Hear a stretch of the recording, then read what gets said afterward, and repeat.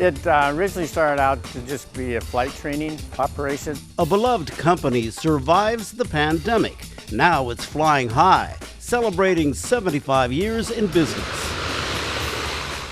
You can learn a lot about a society by what their diet looks like. A local chef burst onto the scene with unique dishes created from classic indigenous recipes. I remember they're like, can I take this book with me? This couple's community library, combined with their sense of commitment, merits a special honor. That's the power of community. These stories and more next on CityStream.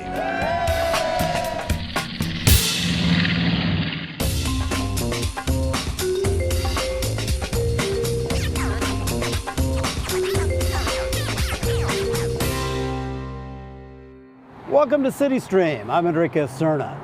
Earlier this month, light rail in this region took a big leap forward. This station here at Husky Stadium used to be the end of the line. Not anymore.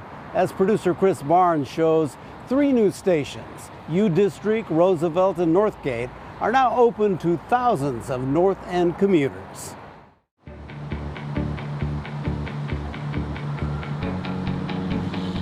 The Northgate Link extension is 4.3 miles. It has 3 new stations, one at Northgate, one at Roosevelt, and one at the University District. We do big things here, and we do big things here when we work together.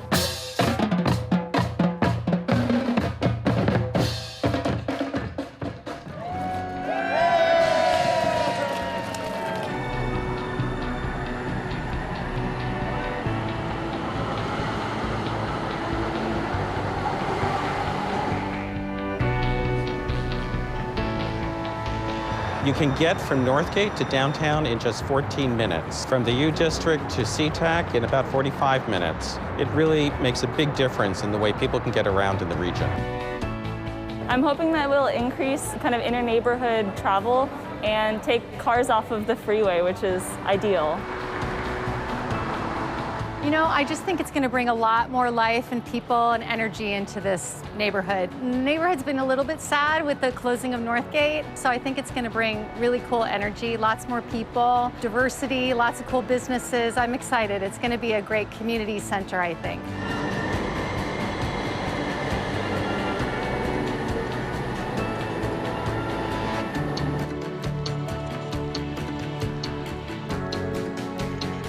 People think of light rail as a way of just getting around.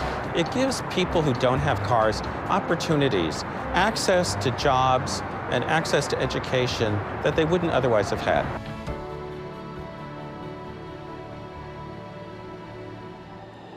Before we visit the new North End light rail stations, another local transportation company is marking a milestone. Kenmore Air is celebrating its 75th anniversary.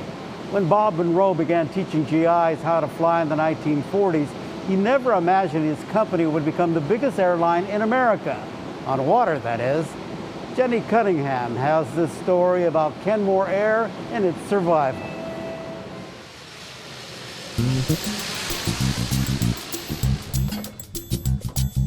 Have you heard that kids these days are living life buried in screens? Clearly, Hunter Banks hasn't gotten the memo.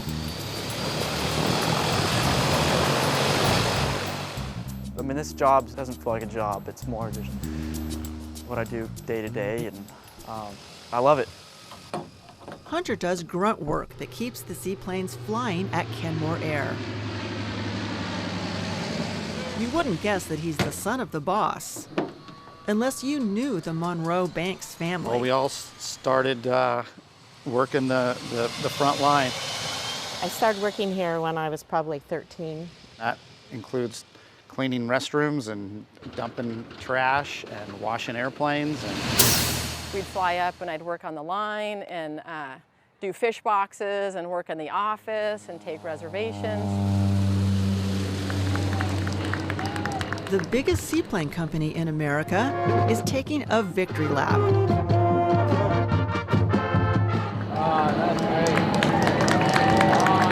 75 years, we're here. Yes, we are. On a blue sky Saturday, folks are celebrating the 75th anniversary of Kenmore Air.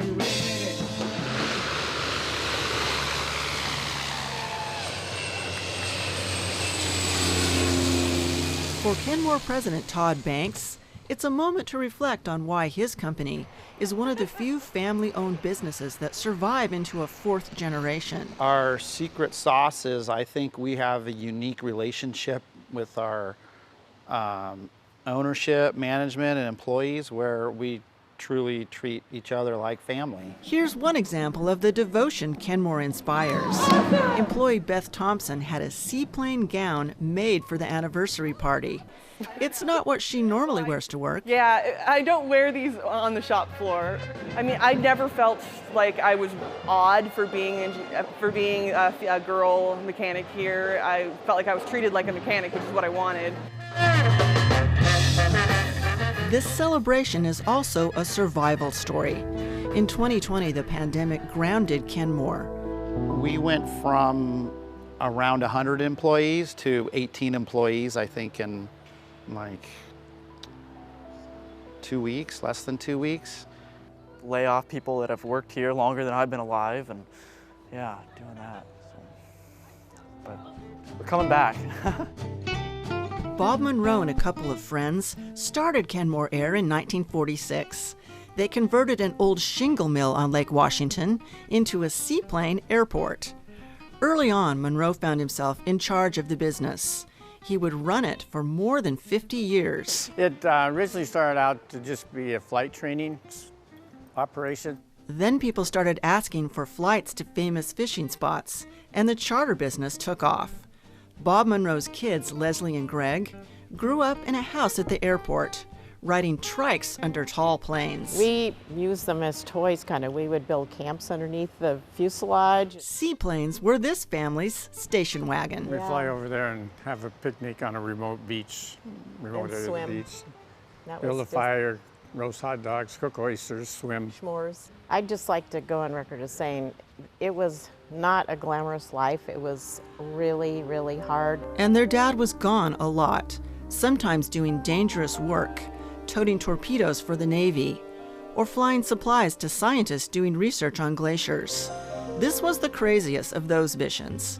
Snow Dome on Mount Olympus wasn't long enough for takeoff, so Monroe dropped onto a steep slope under the glacier and into thin air. What most of us think of as Kenmore Air, those yellow striped planes purring by the Space Needle, that's scheduled service. It didn't start until the 1980s, around the time Kenmore opened a terminal on Lake Union. By then, Bob Monroe's son Greg was becoming a well-known pilot himself, with more than a few celebrity encounters. Meg Ryan, Goldie Hawn, Chuck Yeager, Jimmy Buffett. Inside hangars, you'll find the less glamorous side of Kenmore Air.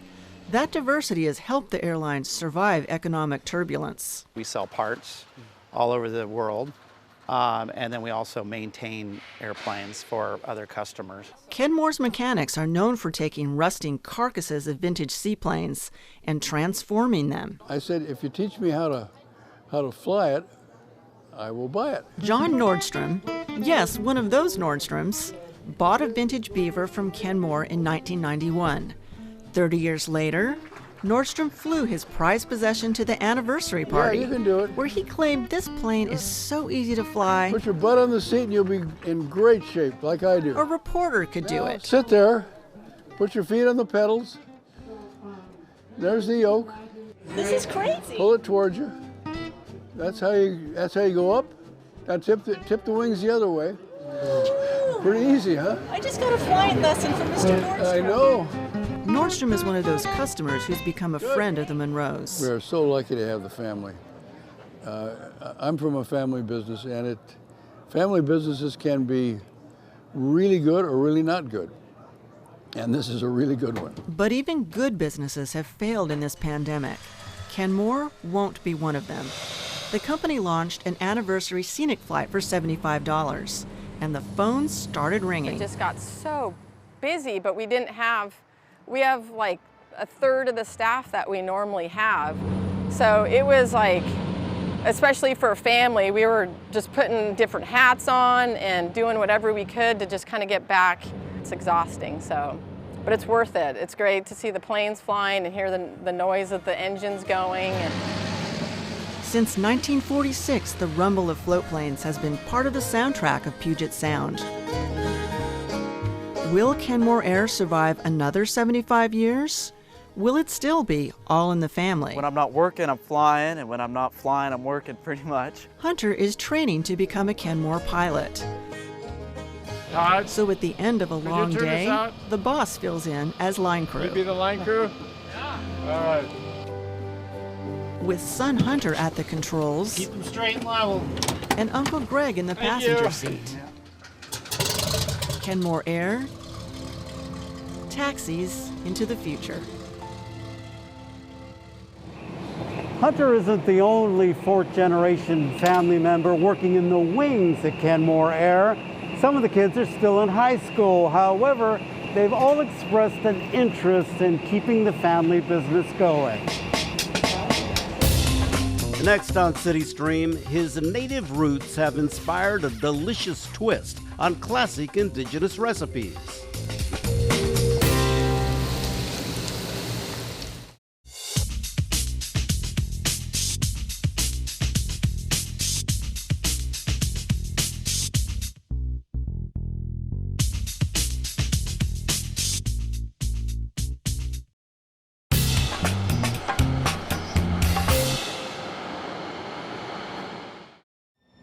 CityStream returns now from the heart of the University District and the new light rail station here.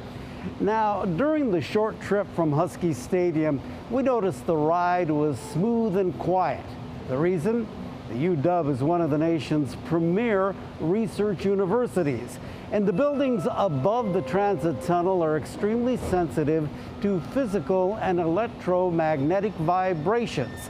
A Sound Transit video explains its use of world-class engineering to address those concerns.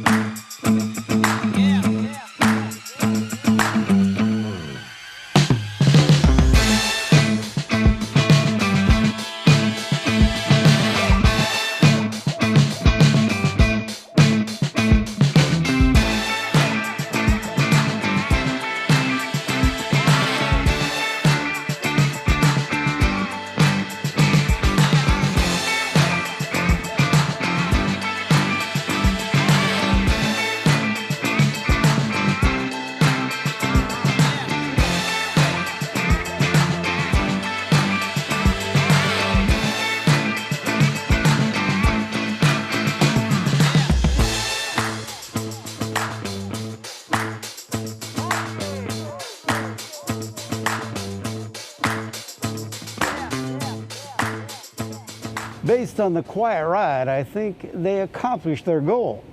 Moving on. While our city's beloved restaurants continue to ride the uncertainties of the pandemic, one local chef has burst onto the scene with unique dishes that offer inspired takes on classic Indigenous recipes. From Jamaican curry, Navajo tacos, to smoked salmon mac and cheese, Chef Jeremy Thunderbird is sharing his culture through food. Producer Eileen Imperial has the story. Throughout my life, seeing Native Americans in any sort of spotlight was kind of rare. You can go to a Mexican spot down the street and get tacos pretty much every day of the week, but you don't get that same chance to enjoy fry bread or a Navajo taco. One of my goals is to change that. I want more people to enjoy Native American cuisine. This is what we use as our taco shell, but it's Native American fry bread. First time I went and they were sold out like within an hour. I've heard a story of like the origins of fry bread and where it would have come from, and so that was always really interesting to me, and it's something that I've known about for a long time, but I've just never been in an environment to be able to have it. No, we feel really lucky that we can get, go to the Longhouse. Yeah, that's where we had fry bread before, and we can, get fry bread just in our own neighborhood here too. recently started following Native Soul Cuisine on Instagram. Wanted to stop by and support. And also, I love fried bread tacos. Thank you. Hey, you guys are welcome. Have a good week. My name is Jeremy Thunderbird. I'm the owner, head chef of Native Soul Cuisine. We started off doing private chef work. We do a lot of catering, and now we just got into doing pop-ups. Native Soul Cuisine, at its roots, every one of our dishes that we offer has some sort of Native American basis. We also like to involve some other cultures that, you know, as a chef, influenced me. My mom's tribe is from California, so she's Ohlone and Chumash. My father is First Nations. I have a family full of cooks. My grandfather was a chef, and I was always watching my family cook growing up. I was working at AT&T, ended up losing my job there, and while I was looking for another job, I was already cooking and stuff and kind of just, you know, posting stuff on my Instagram. And people would say, hey, I would actually buy that from you. I don't know if they were joking or not. We kind of turned our kitchen window into a little drive-through. And that's really how I started my company. That was like the very early roots of it. With Native Soul Cuisine, we focus on indigenous ingredients, and we don't just do one type of, you know, regional cuisine. I try and include stuff that comes from all over. Like Three Sisters stew, traditionally was an Iroquois recipe. I also like to incorporate blue corn, things like, it's called blue corn mush. And that's mainly a southwestern ingredient. My heritage comes from the West Coast. We do a lot of fishing. So that's like a staple in our diet, and we make a smoked salmon mac and cheese. So that's kind of combining, you know, different elements like a soul food with a Native American staple. Food is a history book. I say that a lot because it's so true, and you can learn a lot about a society by what their diet looks like. Natives were forced onto these reservations, and reservation is a nice way to put it. They're really prisoner of war camps, and how fry bread came to be, story goes that the government gave us these commodity ingredients, flour, sugar, salt, and lard. And that's basically what we use to kind of sustain ourselves.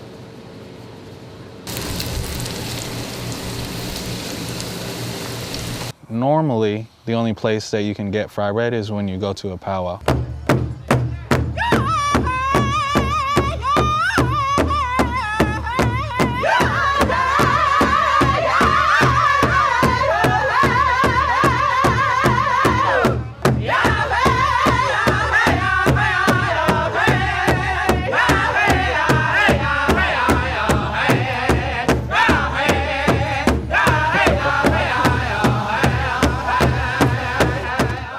Powwows have always, that was a huge part of my upbringing. I think it's just one of the places where you get to see people that look like you.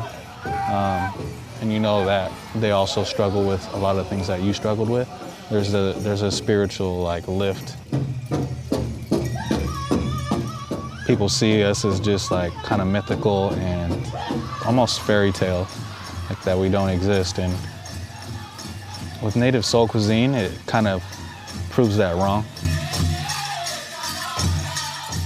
Powwows, the biggest influence it had on how I cook and what I cook is that I wanted to give other people that same experience of, you know, this is a rare chance where you get to enjoy Native American culture. Food's a universal language, so, you know, what better way to share my culture than, you know, through food. Here you go, hon.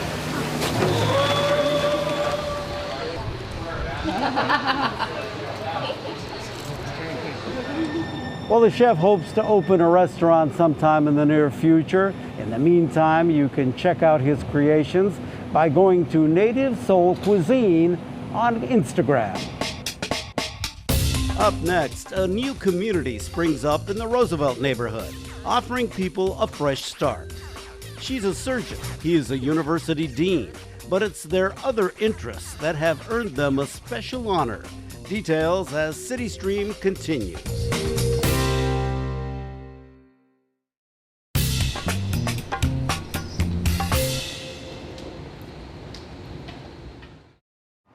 CityStream continues from the new Link Light Rail Station in the Roosevelt neighborhood.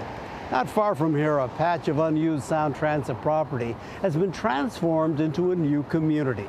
Rosies Village contains 36 tiny houses, each with electricity, heat, and a locking door. But as producer Randy Ng explains, this village provides much more than shelter. The services offered will give people a fresh start. The tiny houses, I stayed there for 6 months. When I got there, I was very hopeless, and I didn't care anymore about life, but by the time I walked out, I loved myself all over again. I had confidence in myself, and when I was there, I felt secure because they have 24/7 staff, village organizers, and case managers if they need mental health issues or drug and alcohol counseling or whatever. They have showers, kitchen to cook, washer and dryers, and you're safe. We built 13 homes in this village. We're now building 4 homes every week, and our homes are built to last 20 years. The average transition rate is 2 people per home per year, which means every home we build has the opportunity in its lifetime to get up to 40 people off the streets. It used to be I would drive by homeless people and I think, oh, I wish somebody would do something about that. And now when I drive by, I think, be patient, we're building them as fast as we can. These houses may be tiny, but their impact is huge. Houses built strong with wood and shingles and love. Welcoming places for unsheltered neighbors to reset and renew. Welcome to Rosies Village. Hopefully, before the year's over, we can get a lot of people off the streets and from under the bridges and out of doorways. At the end of the day, we can look up and say, we built this one, we built this one. Because everyone needs a home and a place to stay. Regardless of where they put the tiny houses at, we all need a place to stay. And us building these tiny houses, it's just amazing. These will help a lot of people get off the streets and get their life together. Each year, El Centro de la Raza honors its founder by presenting the Roberto Maestas Legacy Awards. Honorees exemplify building the beloved community through multiracial unity and working to eliminate poverty and racism.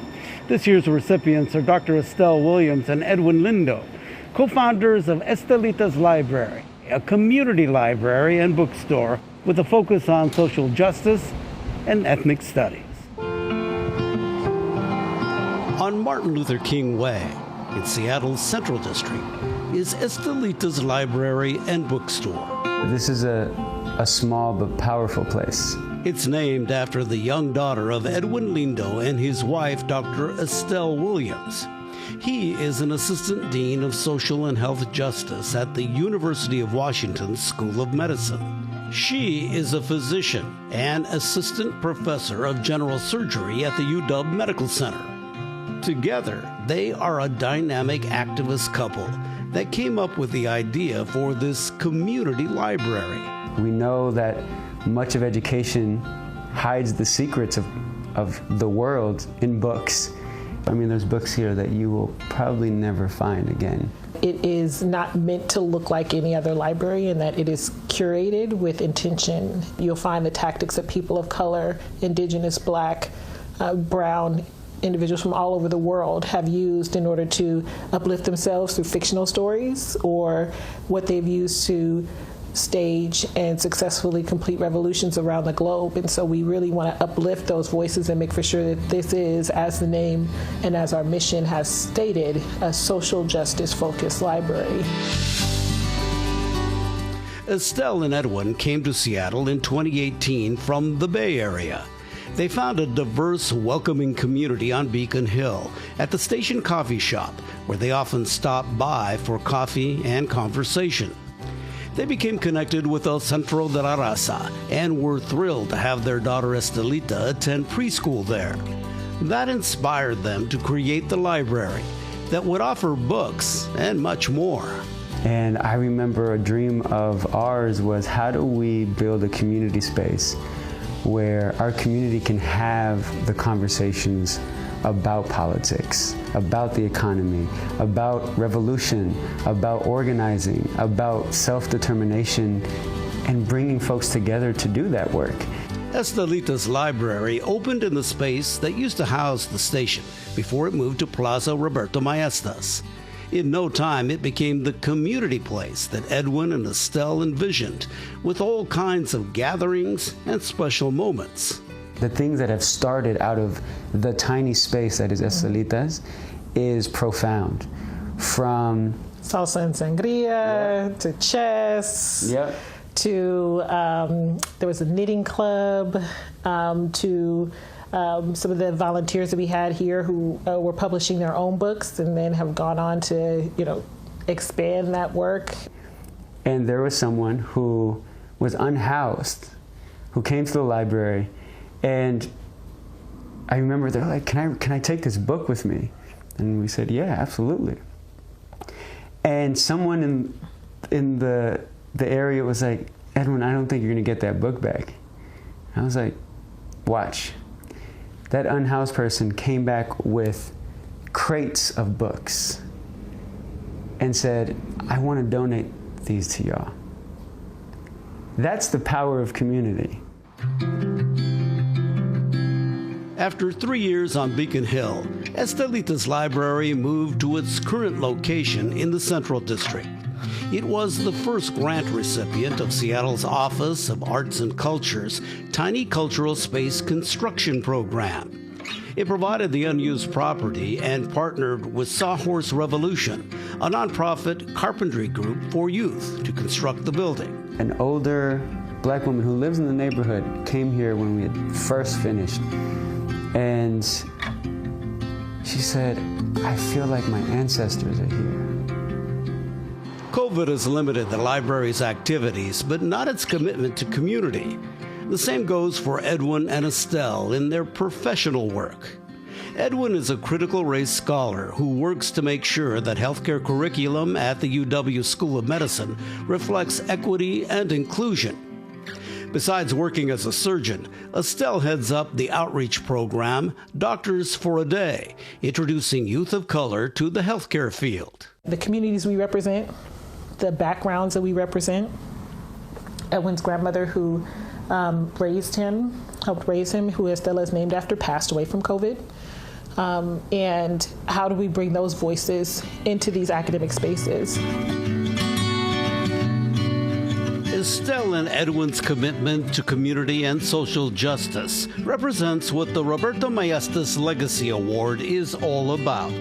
Former El Centro board member Brenda Williams says they live up to Roberto's legacy in every way. Because when they see a problem or a need in the community, they really can see the solutions. The rest of us might see barriers or how it might not be possible, but for Edwin and Estelle, what they say is, how can it be done and when will it be done, not can it be done. And there's no doubt Roberto Maestas would be proud of them. We're grateful. And I hope that he's looking down and can be proud.